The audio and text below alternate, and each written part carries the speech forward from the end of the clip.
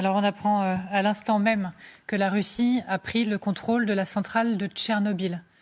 Vincent Hugeux, je vous laisse peut-être vous arrêter là-dessus, la centrale de Tchernobyl.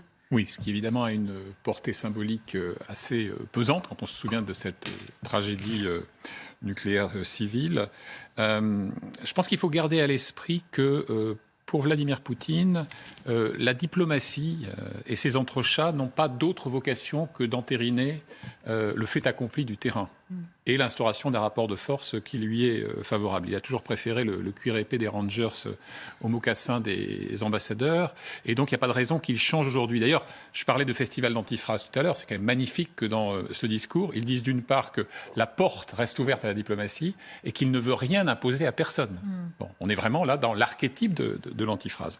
Dans l'allocution d'Emmanuel Macron, moi, il y a une chose qui me frappe au-delà de ce qu'Adrien a souligné. Il y a évidemment cette dimension de dépit. Pour moi, Emmanuel Macron bascule quand il sort des rails du lexique diplomatique pour parler de paranoïa, en renvoyant en fait étymologiquement au complexe de persécution, ce qui pour le coup est assez imparable comme diagnostic.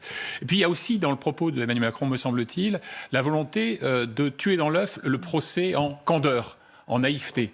Nous avions anticipé, etc., parce qu'il sait que c'est une critique qui a déjà été émise. Et je termine sur un autre point, c'est qu'il a une phrase qui est un angle mort de son propos conçus, concis, bref, solennel, quand il dit des ripostes, des réponses, des sanctions à la hauteur de l'agression. Mais il n'y a pas de sanctions à la hauteur de l'agression.